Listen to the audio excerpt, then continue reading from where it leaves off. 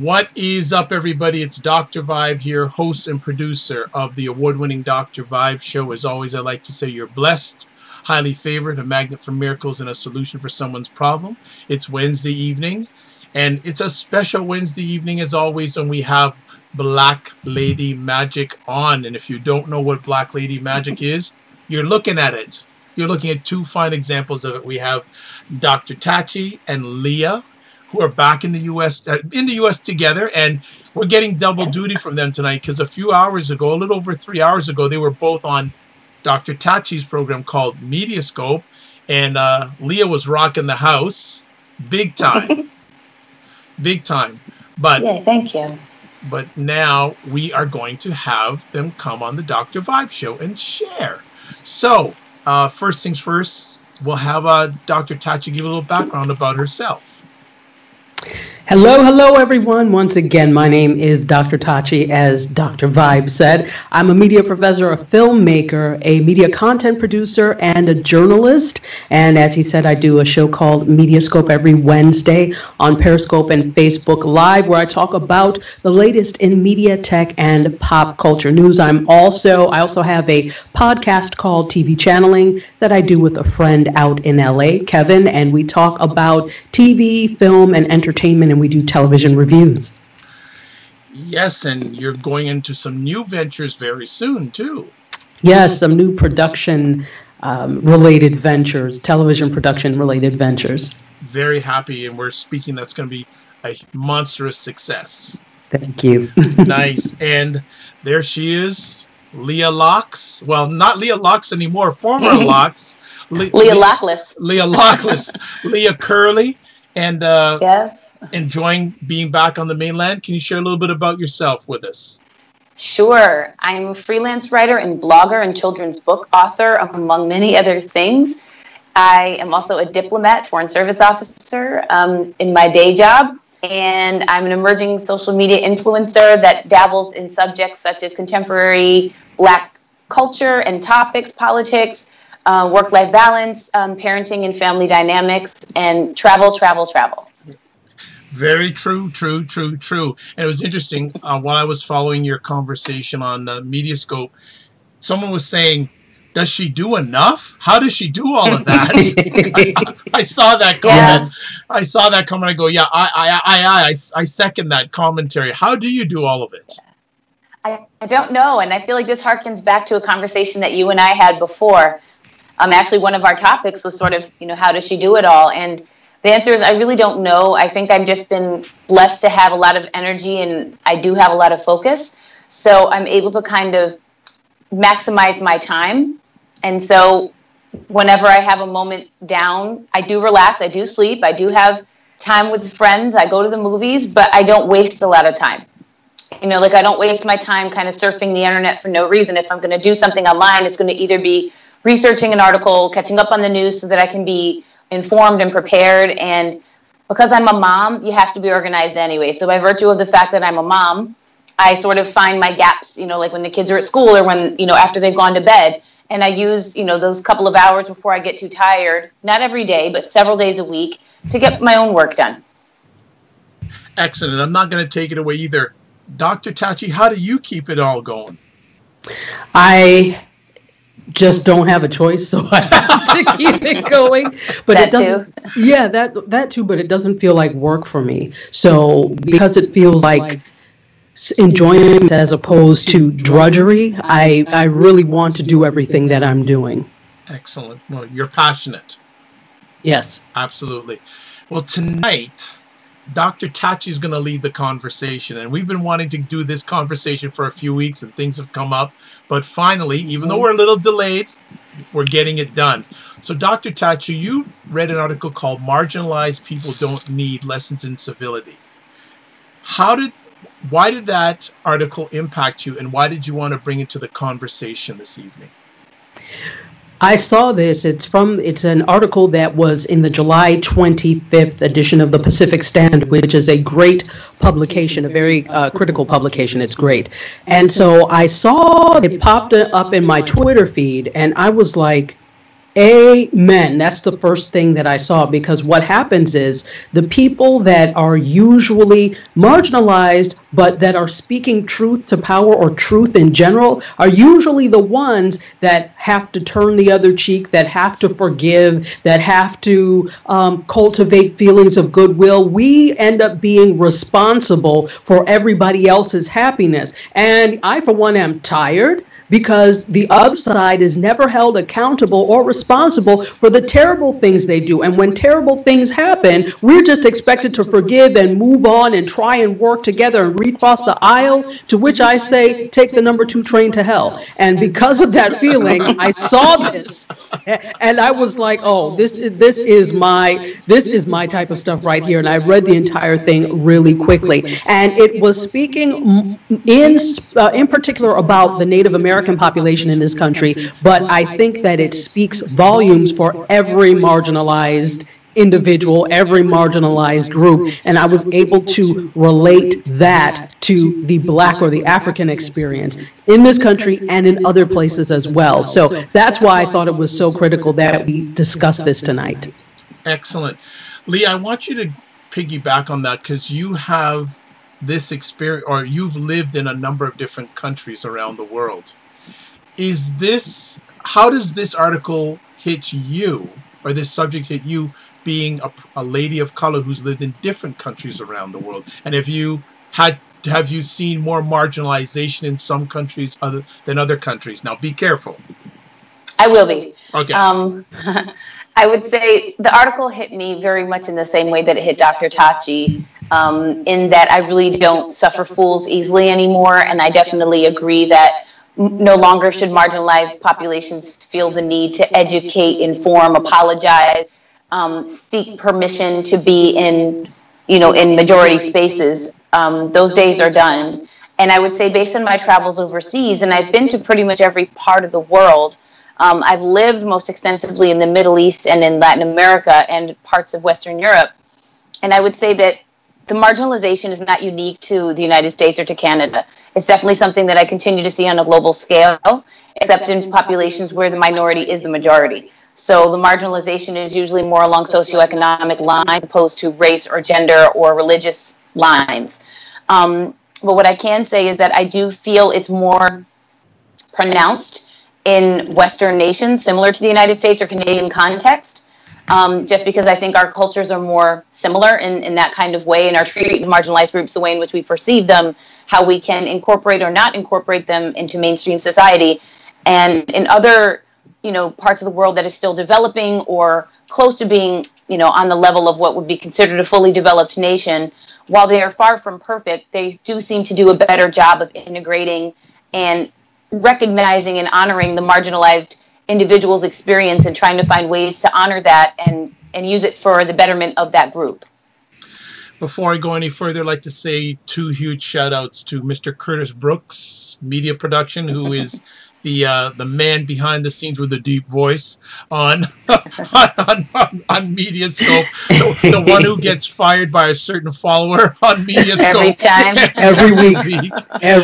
every week, and also a big shout out to Divine Right.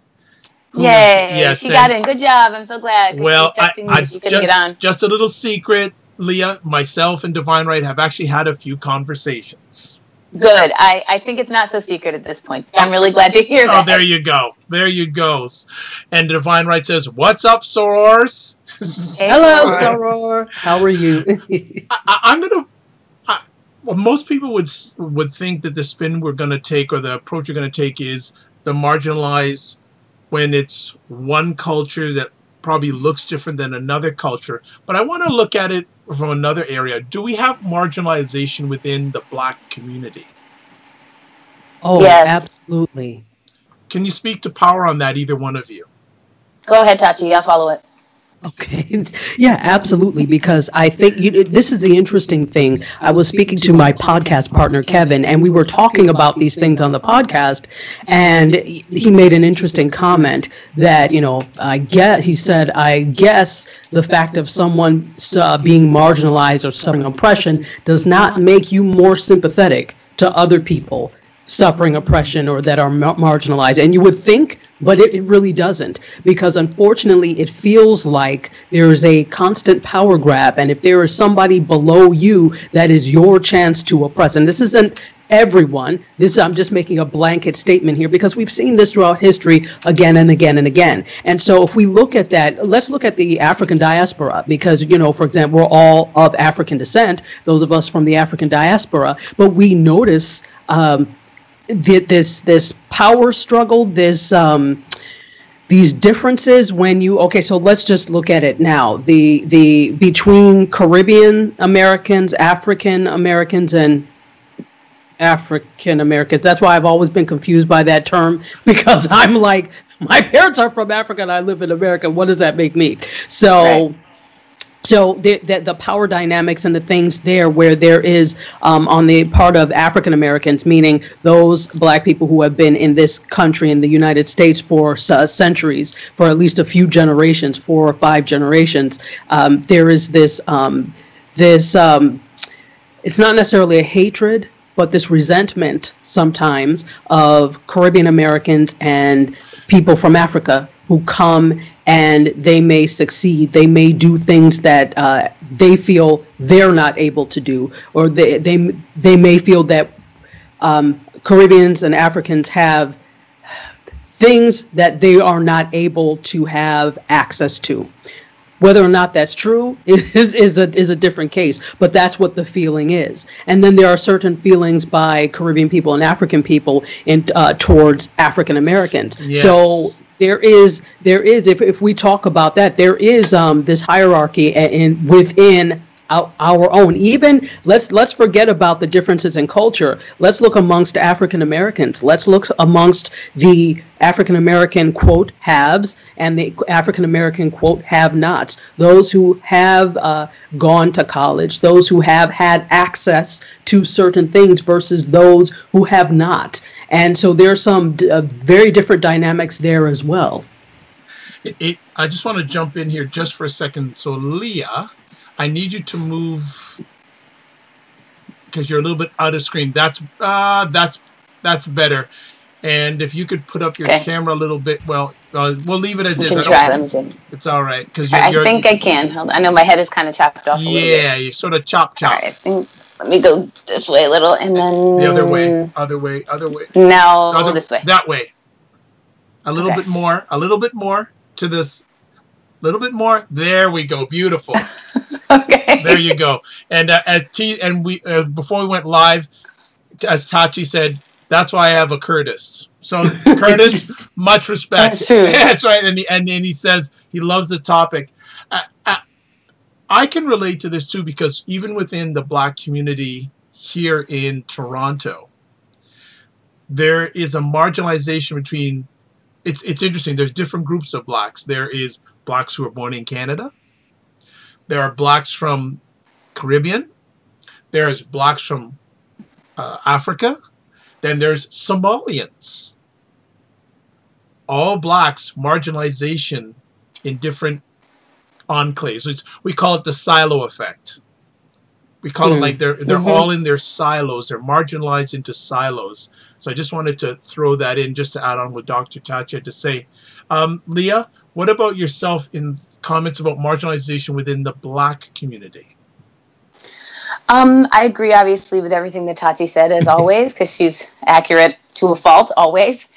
The only thing that I would add is absolutely, I agree 100% that in many cases, from my own experience and what I've observed, is that, in fact, we marginalize our own sometimes even worse than mainstream society does to us, in the sense that it goes back to what Dr. Tachi said, like once you have something, regardless of your race, regardless of any defining characteristic, you don't want to lose that or let it go. And now because you have it, somehow it makes you think that you're better than someone else. So I kind of see like the superiority complex take hold of people who have achieved something, whether, as Tachi said, that be financial independence and education, a coveted position, and then they use that sort of as a tool by which to look down on other groups or to separate themselves from other groups. Like, I I don't want to say the N-word, so I won't, but I know that there's some Black people who consider themselves good African Americans and other people the N-word, like the whole Chris Rock, comedy sketch from a few years back, where he made a distinction between good Black people and the N-word people. And for me, that shows, even though it was comedy or whatever, it comes from a basis in fact that some African Americans or members of the Black diaspora globally harbor these beliefs that there are technically good and bad members of our same community, when in fact, one generation back, the supposed good Black person was just in the same straits as the supposed non-good person. And I think it goes even beyond wealth and material items. It goes even to something as basic as colorism, too, because I do think a lot of people in every community, but I'll speak specifically about the Black community because that's really who our demographic is. We've been, basically brainwashed during the era of slavery to believe that, light, if you're white, you're light, that's the best thing. And if you're Black, get back. And I don't think that we've been able to get away from that. So I think it's less prevalent than it has been in the past, but it certainly still exists. Because, why is there this whole need to have all these empowerment things for darker skinned women? Because darker skinned women are still demonized in society. They're not considered as beautiful as lighter melanated women or just light skinned women, which of course we all know is patently false. A woman is beautiful irregardless of those things. But I think that's one way that we hold ourselves back. And I think that is a mainstream society issue, but it's certainly something that is rampant in the African American or Black communities, where we sort of say, oh, she has good hair. What does that even mean? She has good hair, so somehow that makes her better than another person who has a different hair texture or type, or because one person's hair is long and the other one's is short. And all of a sudden that makes her more desirable. We do that to ourselves because we've been now passing on those beliefs that were indoctrinated and ingrained into us when we were first brought to the United States or Canada as slaves, as a means of control. And it's been so effective that even now, hundreds of years after the abolishment of slavery, we still perpetuate those own myths amongst ourselves. I know one of my associates called it drinking the Kool-Aid. Exactly. But not only are we drinking it, but we're mixing it up, we're making it, and we're serving it to ourselves. How much of the marginalization within the Black community do you feel is economic based? Well, if I may, dear Sister Leah, are you talking about marginalization amongst ourselves, intra-marginalization, or are you talking about in larger society?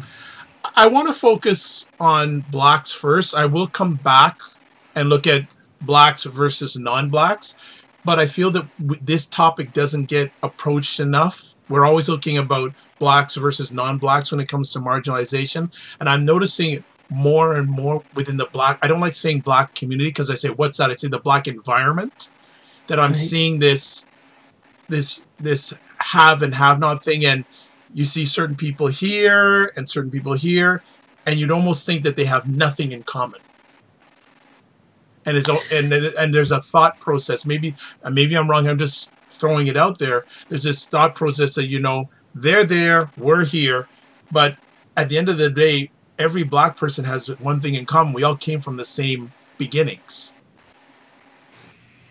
Absolutely. And I think, but somewhere along the lines, we diverged, whether it was because of slavery, whether it was because of colonialism, or whatever the case may be. And then our experiences in these different places are different, just like, anybody else's experiences are different. So even though we all came from similar roots, we have vastly different experiences, which I think is okay. What I hate, and I'm just speaking to this really quickly, what I don't like is when I hear people talk about, well, we're all from the same place, so we should all feel, no, that's the whole, there's no such thing as a monolith when we talk about Black people. So I think that just like any other people, we're going to have different experiences, and I think that's okay to have different experiences. So going back to your original in terms of money being part, yeah, absolutely, money is part of it, but I think that's the part of it, that is the spoils of all of this. Like Leah was saying, there was, colorism is a huge thing. And obviously, if you're going back, not necessarily now, but going back,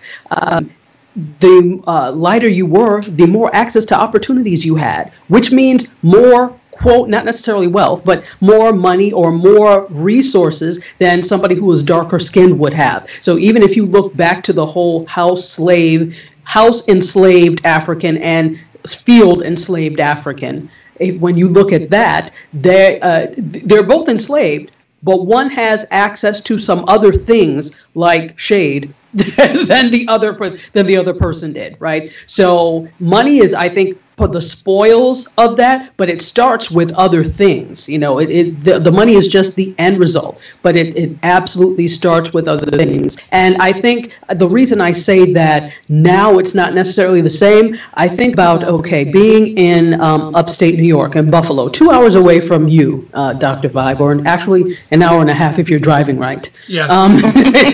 It should only take you an hour and a half to get to Toronto.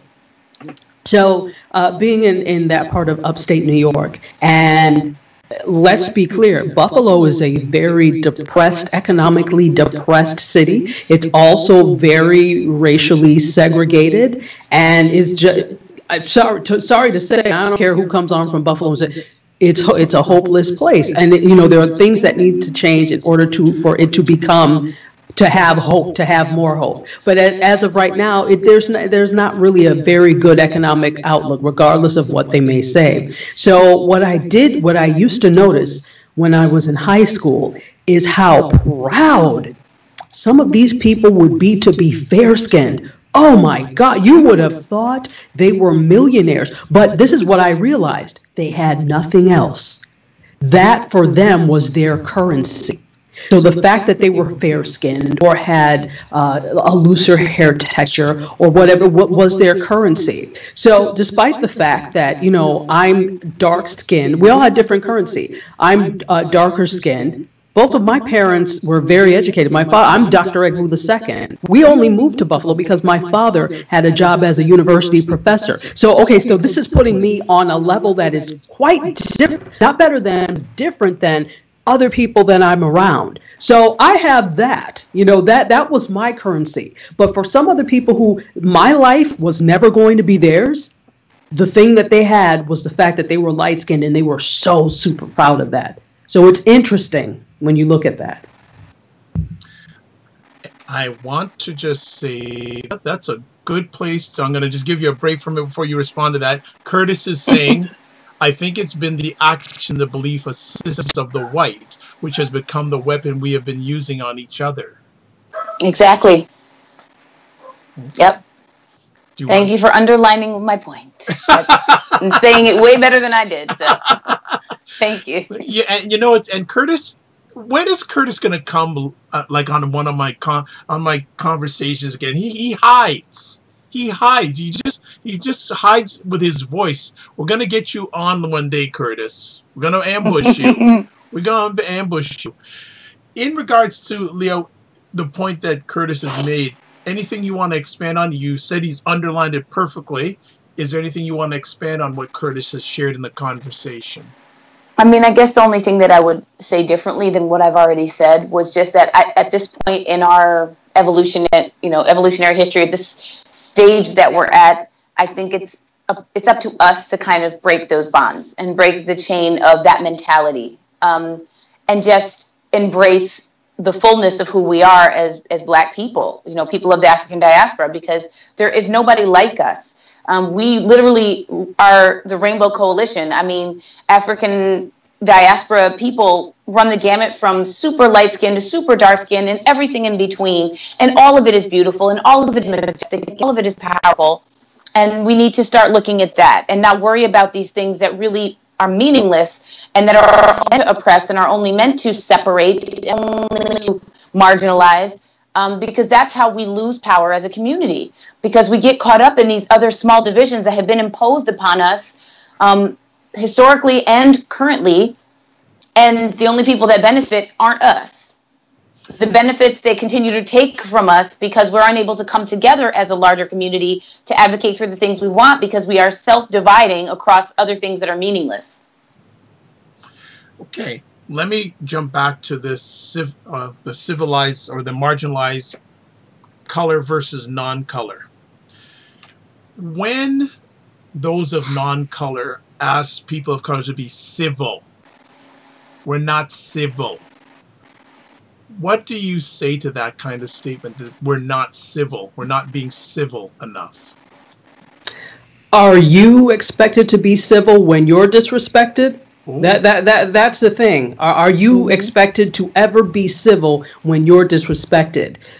Navigating life as a person of color, as a melanated person in this country, is quite difficult, in case you didn't know, and it is full of. Same here up north of the border. Yes. No. When in both countries, let's just say in North America, worldwide, exactly. It's difficult. I think worldwide, yes. Yeah, worldwide, when we're talking about blackness, definitely. Not just melanatedness, but blackness. So it's very difficult to navigate, and there is a constant slew of disrespect. Every day it seems like somebody is tweeting or saying something else that we have to refute. That is a hard behind life that it is not dealt to anyone else. So because you feel guilty about it, and the treatment, and you know it's wrong, so you expect us to be civil and turn the other cheek and just say nothing because it appeases your sense of guilt. And I'm here to say that's not what we're here for. That's your problem. So if you're guilty about something, then you need to get off your duckus and do something about it.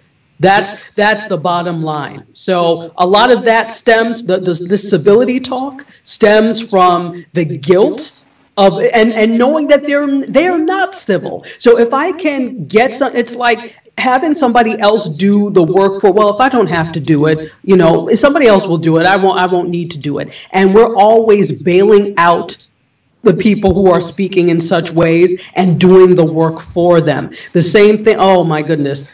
I was on somebody's Instagram feed, and he happened to have posted a video of like opening week at Morehouse. And if you know anything about Morehouse College or the AU Center, and especially Morehouse, there is an awful lot of pride that is instilled in the Morehouse man because of the fact that they know what Black men deal with out in the world. So that is the place that is safe, and they are cultivating self-esteem, knowledge, etc., so that they are armed with that when they go out to the real world. So it's just a wonderful opening. So somebody had the audacity, a friend of this person had the audacity to say, shame on them, that's really racist. And what I have decided, well, I decided this three or 4 years ago, that I'm not educating people who are not interested in dispelling ignorance, or who are not interested in becoming unignorant themselves, or just too lazy to do the work. So I wrote that. I said, I don't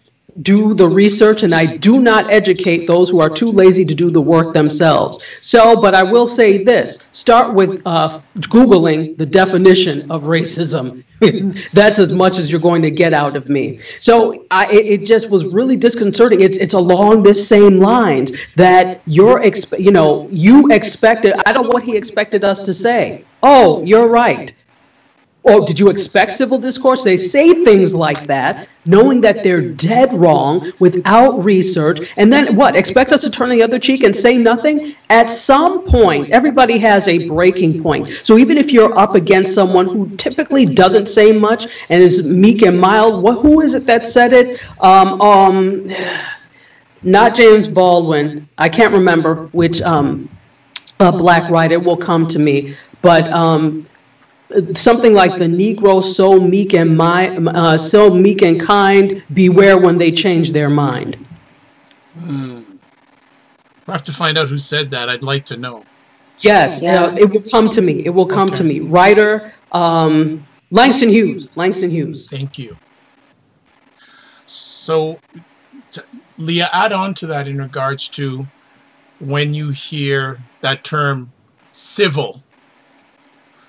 We're not being civil. And before we get further, just want to say a shout out to Melvin Lars, who's listening to this live audio. So thank you, Melvin. Hey, Melvin. And he says, greetings, Dr. Vibe and lovely ladies. So thank you. Yeah, Melvin's a regular on my Do You Know What Time It Is weekly epic conversation of Black male thought leaders at 9 p.m. Eastern Time. And as Chetachi would say, shameless plug.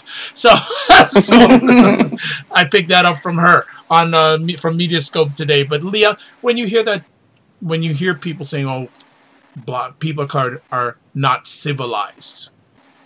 Yeah, to me, it actually makes me angry. It ticks me off because it just harkens back to, again, what I said before. When you're saying to a person of color, specifically an African American, that we're not being civil, it's basically trying to rob us of our voice once again and put us in our place, because it makes them uncomfortable, but basically holding a mirror up to them and confronting them with the fact that they've done something wrong, they've transgressed against us, said something, done something, prevented us from getting somewhere, and they don't want to hear it because then it would require them to do something, or it would require them to change, or it would require them to acknowledge the fact that they themselves are wrong. So instead of doing anything beyond the status quo, they turn it around, put it back on us, and paint the picture of uncivilized or not acting civil or incapable of being civil. And then the shift moves away from the fact that something has gone wrong, and the person of color in the scenario is confronting that in whatever way they choose to, and it becomes, oh, look, the angry black X woman or man or person of color, and that becomes a story, and the actual story is buried. So to me, it's just one more power tool. It's a power play that's used to make us voiceless, make us feel like we can't communicate because they don't know how to deal with us when we do those things.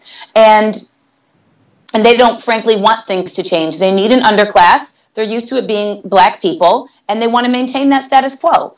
All the problems that we see now are really stemming from the fact that I believe that the large majority is feeling the squeeze of the fact that they are no longer going to be the majority in the next few years. And when you've had everything for so long, even if you've taken it for granted, now all of a sudden the things that you never thought of as important, when you see the possibility of it being taken away or feel its absence, all of a sudden you want to covet it and hold on to it extra tightly. So the only way that you can do that is by continuing to point the finger and paint the picture of how bad and wrong and uncivilized all the other marginalized or historically marginalized groups are, so that you can continue to be the pristine model of the way things should be, thereby holding on to the things that you've always had.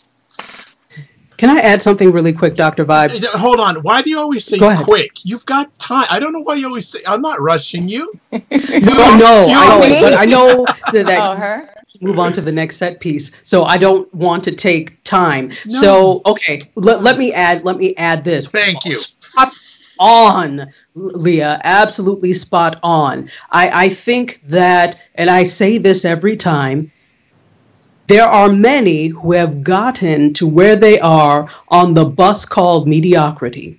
And the fact now that they have to answer and do things right and the way they should be calls out their mediocrity. So rather than admit that they are mediocre or fix their mediocrity, it is easier to call out the flaws in the other people. Oh, well, you're not acting civilly. Oh, so again, like Leah said, robbing the voice. So if I take away your voice, you can't tell me or show other people how mediocre I am. So I think there's this rampant, and I will say rampant mediocrity, and people who have gotten to their positions and where they are, not by merit, but by force and by birthright. They've gotten there through that. And now it's come to the point, and I said this before, these people were enslaved and they managed not to fling themselves off of the Empire State Building, and they still, even though their community has a lot of ills, they still manage to do things. Right now, black women are the most educated so what's my excuse? So many of them are looking at this and they're feeling inadequate. Once again, your feelings of inadequacy are not our problem. And I think we need to stop focusing, and that comes with the civility thing. Our civility and constantly stroking and saying, oh, well, it's okay, and our constantly doing that okays that behavior. No, there is something wrong with it.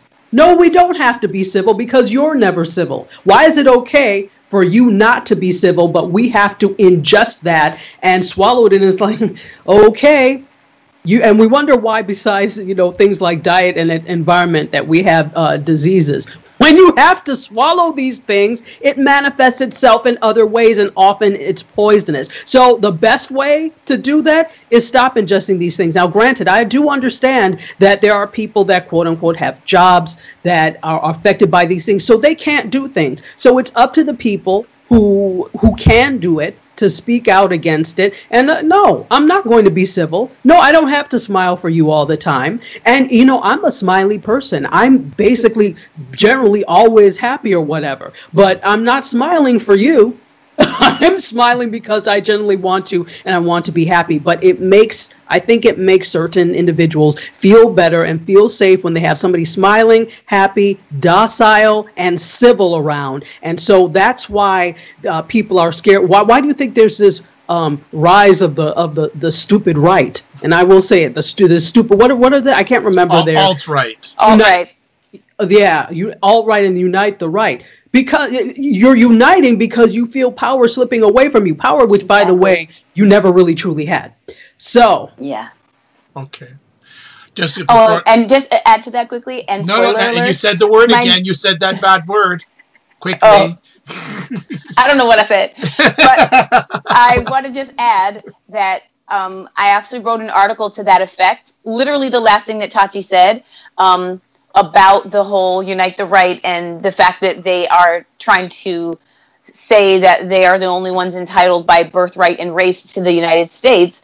I basically wrote an article that refutes all of that, and I give several points to that, and it'll be coming out in the Griot really soon. We're kind of waiting for the Omarosa furor to die down a bit so that the story isn't buried. But when it comes out, it goes directly to that point. Okay, Tachi, don't worry. We're not going to bring her into the conversation. I had an epic conversation from 7 to 8, 1 hour, someone talking about that. So don't worry, we're not going to get you involved. You're good. Good, because we don't want to talk about it. Okay, we could, but we're not going to. Just want to catch up here, some conversations here. Comments here on the YouTube side. Curtis Brooks, the oppressor doesn't have to set the trap anymore. He's established his motive, as we as blacks have picked up their behaviors and mannerisms and you use it to abuse each other. Curtis also says, if we're not civil, they think, I knew they are animals. I don't fully understand that. Then he says, wow, powerful. Curtis says, the scriptures say the first shall come last and the last shall come first. That's what we have to believe. I think that what he meant by that one phrase that you weren't sure about is just that when we act in a way that they don't perceive as civil, it allows them to continue the finger pointing and naming of us as less than human because we're less than civil. Then somehow that makes us more animalistic, because one of the terms that was always applied to the African Americans is that we're savages, we're like animals, we're gorillas, we're apes, which means they don't see us as equals and they don't see us as humans. So if we don't act civil in the way that they define civility, then somehow we're less than human. And the only thing that I wanted to add earlier was, why do they get divine civility? White historical civility doesn't really apply in the modern 2018 context. There's nothing wrong with showing passion. There's nothing wrong with showing displeasure. White people just do it through litigation, but we actually want to communicate and say things and express ourselves. Or maybe, we're also litigious because, that's just what we do. But they take that away from us because it doesn't come in a way that they can receive. And so they use it as an excuse against us. Hence, we're not being civil, we're being animal-like, we're being savages, so they're not going to deal with us because we're not their equals. There's one, in that article, the person who's the author, Therese Marie Malhot, yes, I believe, she said, white people tend to use the word civilized in its adjectival form. To them, it describes being polite and respecting other people's beliefs, opinions and beliefs. For me, as for many other natives, civilized is a historical verb recalling a bloody ultimatum imposed on us by an invading army. White people were never more civilized than us. They perpetuated the dichotomy of civilized versus savage to dehumanize us, which speaks to your point exactly, Leah. It really does. The different terminologies of the word civilized. Mm-hmm. Different contexts. Mm-hmm. I'm going to add on here. Divine Right says it's like this in the workplace. Some places will do everything to keep us in a certain place. In a former workplace, it was mainly the people of color that weren't promoted. Exactly. Curtis is saying, that's the truth, Tachi. They have always felt powerless. It's simple psychology to make the opponent feel less than. He also says, thanks, Leah. That was perfect. Divine right. A lot of the ones that were promoted did any and everything to be, quote, civil, unquote, and made the folks feel comfortable. They also didn't reach back to uplift their brothers and sisters. We have to stop the divide. And Curtis says, absolutely, Tachi, you need the offering plate. Now, here's an interesting question coming from Melvin Lars through the live audio stream. And it's getting back to marginalization in the Black environment. Do you think Black men need to be more supportive when our queens are attacked? Because absolutely, because I believe that marginalized, we're seeing it. We won't refer to the situation, but some people to say that a certain Black woman right now is being attacked via the media. So we weren't going to go there, but do you absolutely, do you then feel they're not being supported enough in general? Not a given. Do Black men, you said absolutely, Leah, can you expound on absolutely? You said that quite aggressively. Expound on that. Yeah, I would say I said it assertively, but no, I totally do feel like Black men need to support Black women when they're attacked, and Black women need to support Black men when they're attacked. Why? Because we are our own community. We are all sort of suffering under the same mantle of oppression and marginalization, to varying degrees and in different ways because of gender dynamics. But absolutely, I mean, we are our own community, and no one is going to understand us and uplift us like each other. So I feel like, certain cases withstand in general. Absolutely. If someone is being torn down and demonized, especially for something that's wrong or totally erroneous, or because they've chosen to vocalize their concerns, we definitely need to rise up and stand up and support them. And I definitely think that our Black brothers need to stand by Black sisters, period. Not just when we're considered being less than civil, but in general. I mean, we've had this conversation before about, the sense of when a Black brother is doing whatever, even if he's messing up, the Black woman is always there to support him, always has his back. He knows that she's always there waiting to help him.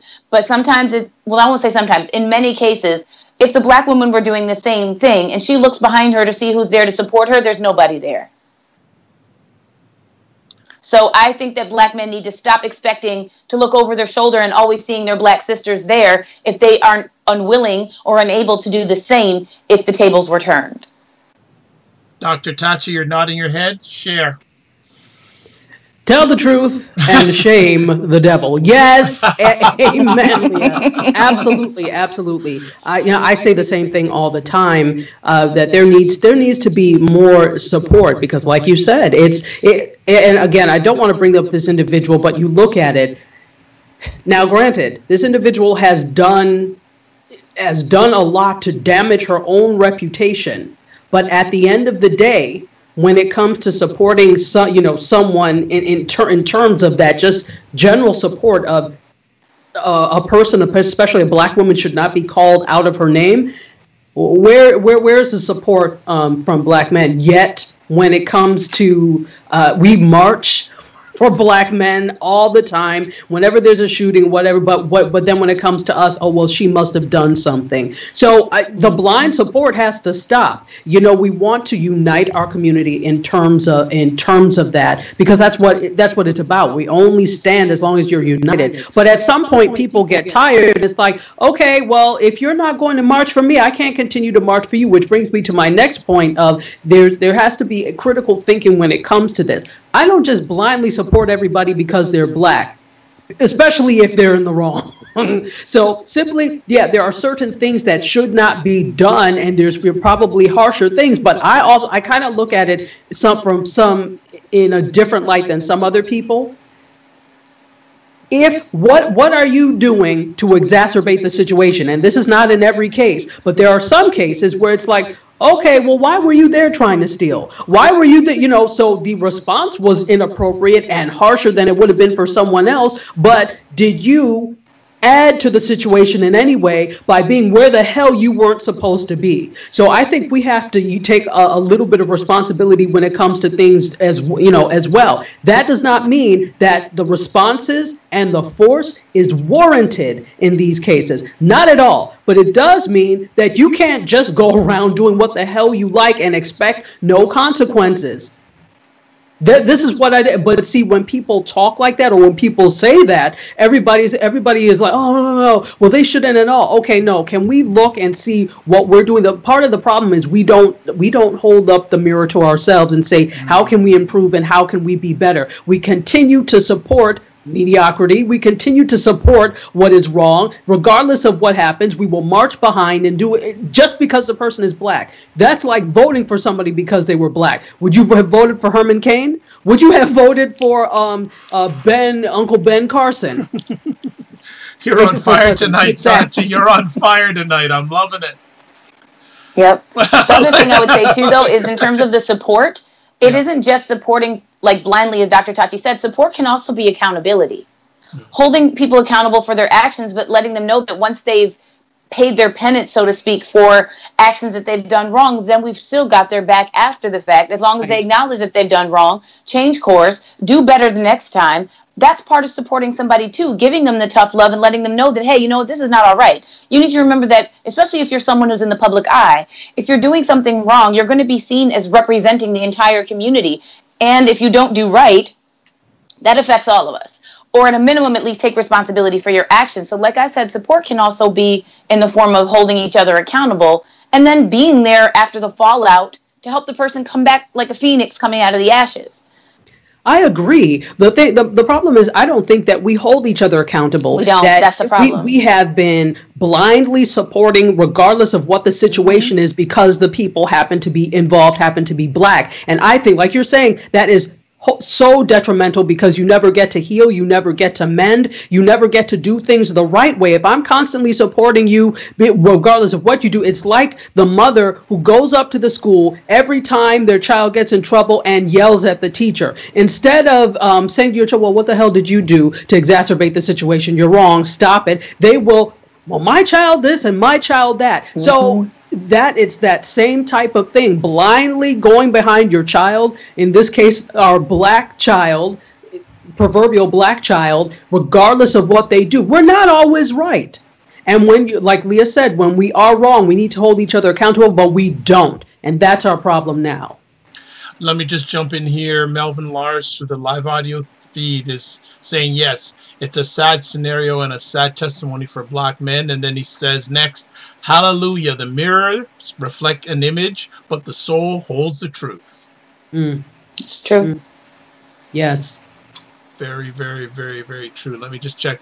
Curtis is on fire tonight. He's saying that certain person in the news is doing just like OJ. When things were good for him, he was nowhere to be found. Exactly. A point that my husband made about that person that's in the news is exactly that point, that person, I think, doesn't get the support that she may expect or want from her larger community, because it seems to be very clear that she is not about the community. She's only about herself. So in that case, it is difficult for a community to rally around her, rightly or wrongly, no matter what she said or done or is doing, because it's very clear that the only person that she cares about is herself. And I think that was similar, as you said, in the OJ case, even though I wanted him to be free just like everybody else, guilty or innocent. And that goes back to Tachi's point about just, supporting someone just because they're black, and Issa Rae's point about she supports everybody black, and, quotes I've heard in black cinema like "we all we got." But at the same time, there does have to be, some people's black cards need to get revoked sometimes, and we can't just blindly support everybody. And in the case of certain individuals, in my book, revoked, therefore has been support also revoked. So based on that last comment you made, Leah, is marginalization inevitable? Intra-marginalization or marginalization by the larger society? Both. Well, let's start intro. We're talking about black environment. So black environment, based on what you just said, you said some people don't need to check themselves. Is marginalized? Oh, by the way, Melvin just said to you, Leah, speak with a big exclamation point. Thank you. And what I'm loving here is Divine Right. She's laying down the comments, but I'm loving how two black men are supporting you both of you 150% with your comment site. So I like to say hail up to Curtis, and where I come they say hail you up, Curtis, and hail you up. Melvin, much love, and hail up to And divine they are right. examples of how Black men can support Black women, even in ways like this. I mean, and this may not seem, on the grand scheme of things or on the grand scale, but it's the little things. It's just everyday support. It's being there, affirming what we say, affirming what we do, amplifying our voices, making us feel validated, making us feel our voice and points of view have worth. That's where it starts. It starts in the little things, on the intimate connections, personal connections, more than even on the grand stage, because that's where the groundswell will happen, because it goes towards behavioral change, and it goes towards what the younger generations witness and observe. If we see as a child, they observing their Black mother who has maybe a Black father in the family who is supportive, like the two gentlemen that just got their hails up, and I'm hailing them up as well, then that child will only know how to be that way. And that child will then do the same thing with other Black females in his or her life. And that Black daughter will expect that type of support from her Black brothers. And when she doesn't, she'll look at them like, where's the support at? Mm-hmm. But I think that's where it's got to come from, on a smaller scale as well. Like, I've said this many times in previous conversations, and it bears repeating. I don't look to pop culture, and I don't look to certain leaders to be my guides, to be the litmus of how I'm supposed to act, to be my beacon of what civility is. I look to people who I feel are actually making a difference and saying the right things and doing the right things, and often without recognition. I look at people like you, who is working tirelessly day in and day out to better the plight and the status of the Black man, and not just as the Black man alone, but the Black man as a father, as a leader in the community, as a spouse, as a mate. I look at you as someone who I would want to learn from, hear from, and other people like that. And so I kind of wish that our society at large would move away from deifying all of these stars who, many of them, just because they've made it or have success in their relatively, specific niche field, doesn't make them experts, doesn't make them people that we should emulate, doesn't make them people whose opinion really would resonate with my community or gives me some way to lead my own life. I just think we need to be a little bit more analytical and critical about who we choose to follow and for what reasons. So I want to circle back, and by the way, Divine Right says praises to the brothers. Yes. Yeah. Based on that, again, it sounds though like marginalization is going to be inevitable. It's what does it look like? Because you said, so I'll let Tachi jump onto this. So is marginalization inevitable when it comes to the Black environment? And can there be such thing as a good marginalization? I think marginalization as we are now, unfortunately, is inevitable, and not in a good way. And I hate to put it on human nature seeks to oppress. I don't think that's necessarily true. But whenever there is we're very competitive. So whenever there is a spoil to be had, whether it's jobs or whatever, we will find a way to be better than person X or group X. And I think that permeates regardless of whoever. I was talking about, I think we talked about this before, that one of my current favorite shows is Pose on FX. And it's about transgender and gay youth that populated the ballroom scene in New York City in the 1980s and still do today. And they were predominantly Puerto Rican and Black youth who did that. And why did they form these balls? Because the gay community and the transgender community that were white rejected them. Now, you would think they're already ostracized, that they would feel some sort of sympathy for these other youth, but no. There's still racism, etc., in that. So that's why I kind of feel like marginalization is, in a sense, inevitable. Not that can't be overcome, but if the current structures can, if money and capitalism remains the gold standard as to your survival, there will always be a level of marginalization. Okay. Before you come in on that, Leah, because I know you want to add to that. Interesting enough, many years ago, and I'll make it quite short here, I read a book that changed my mindset, and it's called Black Men, Obsolete, Single, and Dangerous. It's about 20 years old, and one of the things it says in that book that I'll never forget is that the author said is that African culture is based on the community, whereas North American European culture is based on the individual. So our heritage is trying to fit a round peg into a square hole. Absolutely. To piggyback off of that, that's the concept that I also teach, collectivism versus individualism. And generally what they look at is, so countries of the quote-unquote South, like African countries, Southeast Asian countries in general, South America, they tend to be more collectivist, meaning that the good of the group comes before the good of the individual. Whereas in Western countries and Western cultures, the individual is prized above the group. Now, this is not in every case. If you look in the United States, when you look at sports, the individual doesn't really mean a damn thing because it's for team sports, for example. They're team sports. So in those cases, the group is valued and prized above the individual on any kind of team or work group, etc.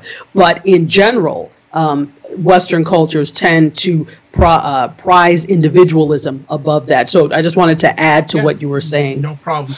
Leah, anything you want to add to that part of the conversation? Sure. I'll just say that in addition to the two things that you guys have raised, I'm also in the process of currently reading a book called Tribe, and it talks about the same thing. It's basically talking about how we, at this stage of our evolution in our society, at least in Western society, it's exactly what you said, Dr. Vibe, in that we are moving away from how human beings are wired, which is to live in a more collectivist group society. And, as Tachi said, where the group comes before the individual.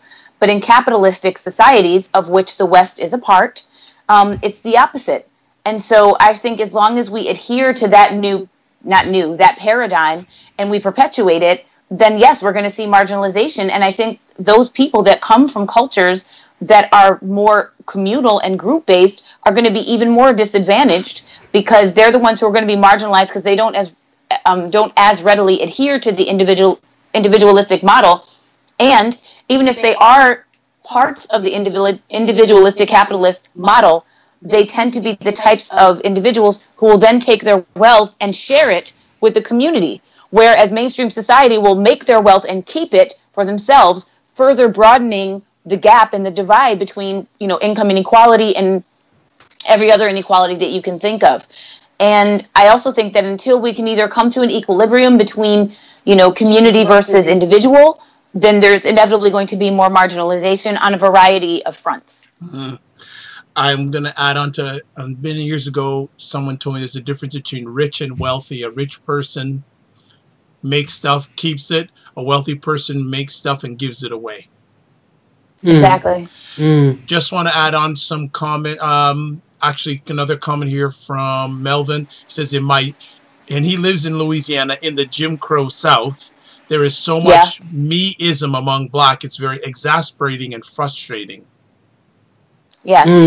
And that goes back to the whole point of marginalization, because those individuals, not just in Louisiana, but everywhere, who overcame their circumstances because they came together as a community and stood together to be uncivilized or do civil disobedience to bring about the greatest changes, not only in the United States, but also globally, have now done a 180, and now it's all about me and mine and not us and ours.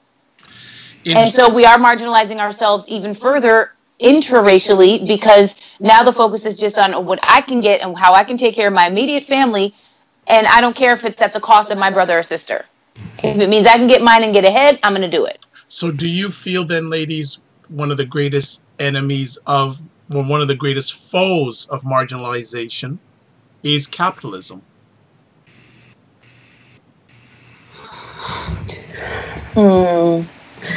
I kind of feel like marginalization and capitalism go hand in hand. So I wouldn't say that it's a foe. I would say it's an ally. Ally, yes, or even a friend. That's what I meant to say. I misquoted myself. I was going, what word should I say? So I picked one out of the air there. But allies. Yes. Yeah. Yes. Okay. Absolutely. Another question from Melvin, and you guys are, you ladies are on fire tonight. You're getting a lot of questions, because when Melvin gets on, the questions are going to fire. Melvin is wonderful. He's asking, do you ladies agree that we people of color spend too much time apologizing for being people of color. Yes. Yes. Yes. Every day is an apology. Why, I'm sorry for why my blackness. Is that? Why is that? Because we've been made to feel like it's not right, that it's not accepted, that it's not beautiful, that it's not, it's not necessarily a civility question, but it's not the norm. And so we've been made to feel like because it doesn't adhere, then it's wrong. So, even though that hasn't been directly communicated in that way, that has been communicated. And so kind of going back to Dr. Tachi's point earlier about how they're used to seeing just the grinning, meek, mild, go along to get along black face. Part of that is also the apologetic blackface, where if we cause you any discomfort or any, dis-ease, or our presence here makes you feel awkward, then we apologize for it, and that sort of neutralizes the situation, and then, we just are able to cohabitate, coexist. But we're basically apologizing for their discomfort with our being in that space, and that needs to stop. There's no reason to apologize for that. I apologize for interrupting you. We're even apologetic in our actions, because if you think about it, look at how many people of color, and in particular, we're talking about people of African descent in this case, look at how many people of African descent overwork and do more than what they're supposed to do with their job, way more than what is required. Apologize. I'm sorry I'm black. I'm appreciative for the job. So to show you how sorry I am, I'm going to stay 10 times longer than everybody else. Even our actions are apologetic. Mm-hmm. And also like the stereotype of the black people are lazy. So I'm sorry that you think that I'm incapable of working and you gave me a chance by giving me this job. So I'm going to work double and triple time just to show you that I'm not lazy, even though you won't compensate me for all that extra work. And you'll still call me lazy. Right. And you'll pay me less to do that same work that you're doing only maybe a fraction of. Exactly. Wow. Well, ladies, I think we're going to call it an evening, because you were both on earlier on, and right, for about an hour and a half. And I'm saying, okay, I'm going, Leah's in that screen. And I'm having them both on again. So I go, oh my goodness, we maybe should reschedule again. But I said, no. What I'm going to do is I'm going to read the last paragraph in this article, because I feel it's very powerful. And then I'd both like you to add some final comments after hearing me read this last paragraph. And it's a great article written by Therese Marie Melhot. I will put the link in the comment section on the YouTube channel, and also when we post this, I'll put the link also in the post itself. So let me just read the last paragraph. Liberal Americans typically only talk about Indigenous people when it's convenient for them. They use our tragedy as talking points to say that what happened to us should never happen again. They talk about us as though we are ghosts, because in places like Indiana, they don't see us. It is easier to reconcile with a tragic picture in black and white than to reconcile with who we are now and what we're fighting for. The tragedies inflicted upon Native people across North America, and the tragedies this country is inflicting on children at the border, cannot be comfortably relegated to history with the scratch of a pen or a fresh news cycle. They will continue being felt long after the news crew pack their equipment, after a different point of outrage dominates our social media feeds. We must pay attention to the way civility is being weaponized against marginalized people. If we agree to merely be civil, to allow ourselves to be civilized by the very people who benefit from our timidity, by a society that values the lives of black and brown and indigenous people less than white people, then we will lose this fight. Final comments, Leah. The paragraph says everything that I would want to say, and does say in a much more eloquent way what I said earlier. So I just think that the era of being second-class citizens, both by expectation in society, but also by choice, because we choose to behave in the way that we do, is over. Like I said, I don't know why, white civility is the standard for civility these days, but I think that we just need to reclaim our own voices and advocate for ourselves, support one another, and continue to let mainstream society see us and know us through our actions and through our talent and abilities. And they can continue to feel fear, and they're going to continue to throw things our way to stop us because they know that we're going to eventually become the majority and we are going to usurp them. And so just don't fall prey to the things that they're going to say. Just keep on your path. That's the best you can do. Dr. Tachi?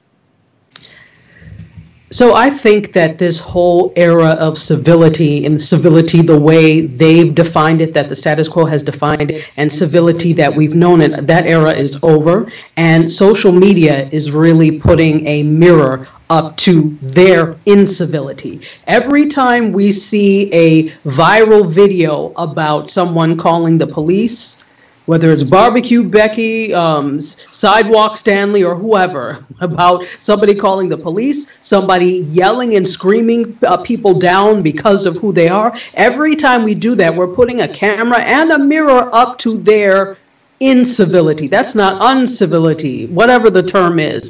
So their lack of civility, okay, let's just say that. So I think that despite what people say about social media, I think the biggest thing is that it has turned the mirror on the people who define civility and has shown how uncivil they really are. So I think it's going to take more than just, these viral things to happen. But what's happening is it's showing that people are tired and that you can't just, and in fact, there are some videos where people are like, oh, you're going to do, and are fighting back. Now, I don't advocate violence, but it shows you that people have had enough. And you're not going to get the kind, meek, mild person that says nothing and turns the other cheek anymore. Keep talking and you're going to see what happens. So I think that's another thing that scares them. They have been so used to meekness and mildness in melanated people that now when they see people are tired and everybody has a breaking point, they don't know what to do. And just to kind of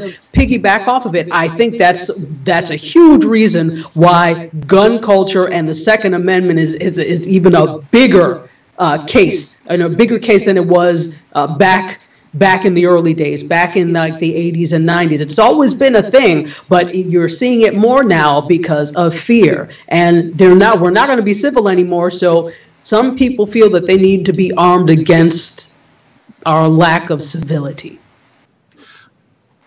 That's it. Done. Good stuff. worth the wait. Thank you, Black Lady Magic, for making another epic conversation. And before we let you both go and get some deserved rest, Leah, how can people get in contact with you? Well, if you want to get in touch with me, you can find me across social media at Leah World Traveler. That's LIA World Traveler on all social media platforms, on Facebook, Instagram, Twitter, my blog. And on LinkedIn, you can find me as Leah Miller. But everywhere else, you can find me at Leah World Traveler, and I hope that you do. Dr. Tachi?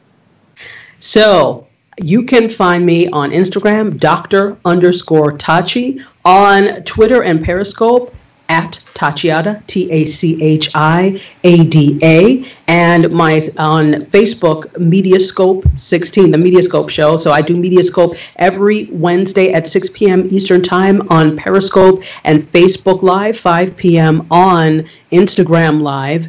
And every week you can find TV channeling on Stitcher, iTunes, SoundCloud, Spotify, Google Play, TuneIn Radio, and other places. You've done good. That's fantastic. Yeah. Next thing is Amazon Alexa, though. That's what I'm waiting for. Yeah, it's coming. It's coming. Good. I'm not as fabulous as you yet. No. Just stop the noise.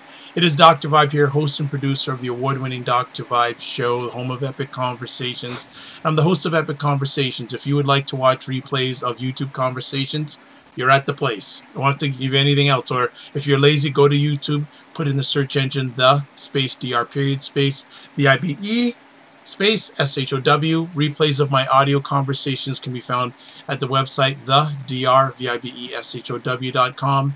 Apple Podcasts, Stitcher Radio, TuneIn Radio, Google Play Music, iHeartRadio, and Amazon Alexa. Selected audio replays are available at thegoodmenproject.com and WJMS Radio out of New York City. Certified Empowerment Coach, President and CEO of Express Your Vibe Coaching Communications. If you'd like a complimentary session, please reach out to me.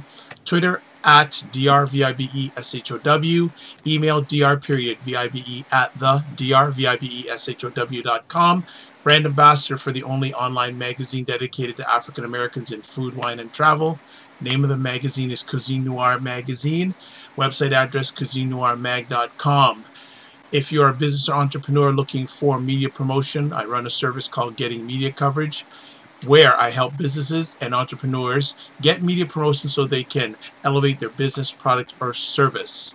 Catch me twice live doing in front of an audience. Niagara Falls, September 8th at the Truth Conference, and then November 18th and 19th, November 17th and 18th, I'll be emceeing the Men and Women's Conference on Masculinity.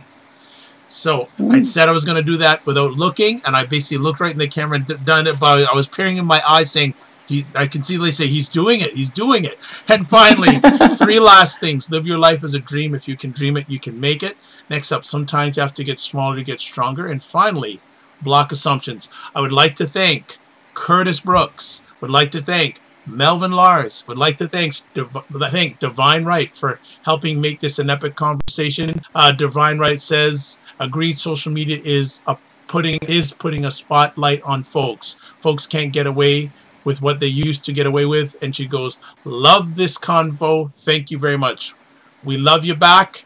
God bless, peace be well, keep the faith, and God willing, we will be back next week with Black Lady Magic. It is not to be missed. I'd like to say thank you for watching live. Good night. Bye.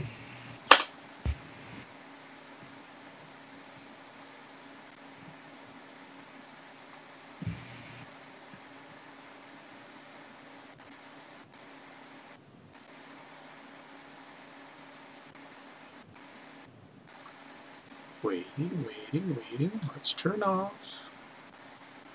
Waiting for it to turn off. Oh, come on. Make sure you turn off. Sit up.